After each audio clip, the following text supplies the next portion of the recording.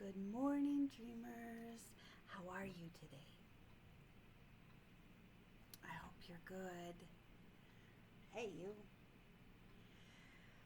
Sometimes the night can bring some darkness, sometimes it can bring sweet dreams. But whatever it is, we've just been through a night. And I pray that in this day, you will find joy and peace with whatever comes your way.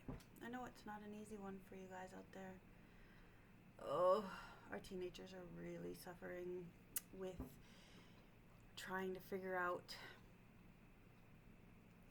what to do. Yesterday I was talking with my grade 8er and they're discussing what they can do in lieu of grad because they're missing out on all of those rites of passage, right? And that's really hard.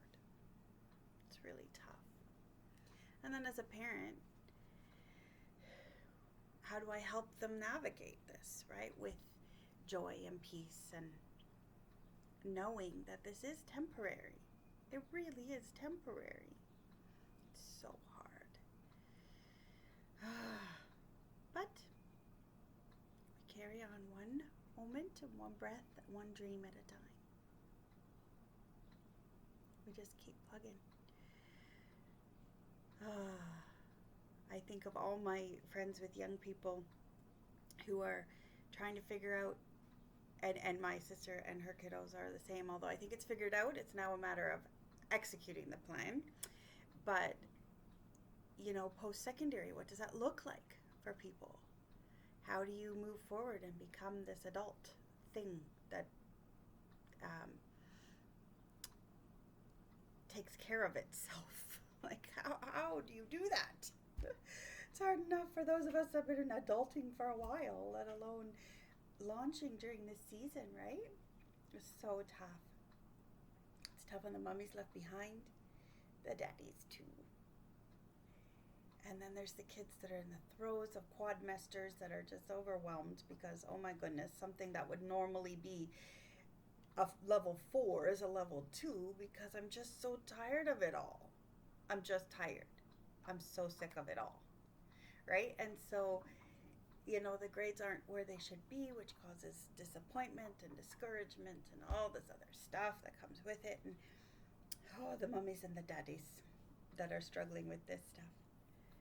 And then there's the wee people, the wee people that need constant guidance. I don't know how in the world a teacher is doing online kindergarten. Like, are any kindergartens still doing online school? Seriously. How?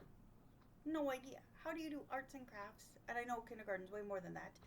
But how do you do that? Like, learning how to use scissors online. Like, I don't know. So my heart is with my parent peers, my parent friends, just knowing. And yet, as I say this, I'm thinking of my non-parent friends, and they would do anything to be in this horror show. They would, because they want kiddos. And then there's people that have chosen not to have kiddos, and they're like, well, why does that mean I don't get a lull? It was interesting talking to my therapist yesterday. He's like, there's this general malaise and low that we're all going through. And I, as someone who have my kids in the sweet spot, they can self-guide with online school. I have an office to go to every single day so I can get out. And he's like, you need to give yourself permission to feel, even with the people who are doing 40 to 50 hours of work at their home. And you need to give yourself a chance to feel and to emote and to be frustrated with this stage in the game, because you're feeling now at lockdown 3, you're feeling what they were feeling during lockdown 1 as they were making all those adjustments. And he said, you need to give yourself permission. Don't compare. And I said, I wasn't consciously comparing. And he goes, no, I don't think you were consciously comparing. And then he said, I need to give myself emotional space. And I thought I've been doing pretty good with this. And I thought it was just my depression talking yesterday, you know? But he's like, it could be it could be your depression talking, but it could also be this general low that everyone is under. Everyone. And he's like, and your life's changed a lot in the past 2 years. And when a year and a half of that has been lockdown, you're allowed to feel. And it was good because I try to give others permission, you know, try to help them. I'm no therapist and I'm not a coach. I have no papers and no letters behind my name for this, right? But I know what it is to live life, a real life. Not one with trite answers and positivity that just won't stop.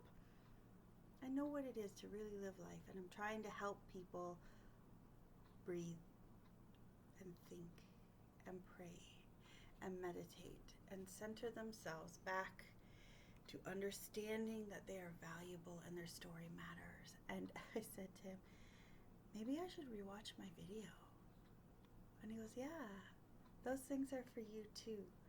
Don't just offer them as a gift to others. And so when you are doing, and you are loving those around you, don't forget about the person in the mirror, because they need your love, they need your care, they need your help. Somebody put up a really funny meme, and it was like it was just a picture of someone drowning and flailing in water, and it just said,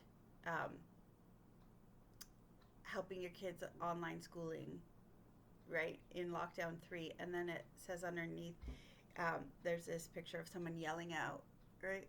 And the yelling out is, don't forget to take time for self-care. And I was like, yeah, that's what people need.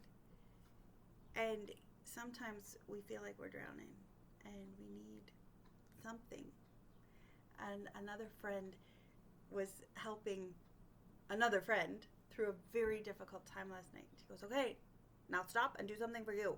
Even if all it is a hot shower, right? Sometimes that's what we have to do. We have to simply take a moment. Take a moment. So whatever moments you need today, take them. I'm talking to myself as well as to you. Whatever you need to do today to get through today, and to spend a little bit of time dreaming and a little bit of time with joy amidst all the other emotions that might come. And maybe it's not joy you need, maybe it's peace. I don't know. Just remember, your emotions are valuable and they're trying to tell you something. So take some time to dream today, okay? And remember just how much you are loved, how valuable you are. I'm hugging my coffee because I can't hug you. Love you, friend. Take some time today. Take a moment and have some sweet dreams. Bye.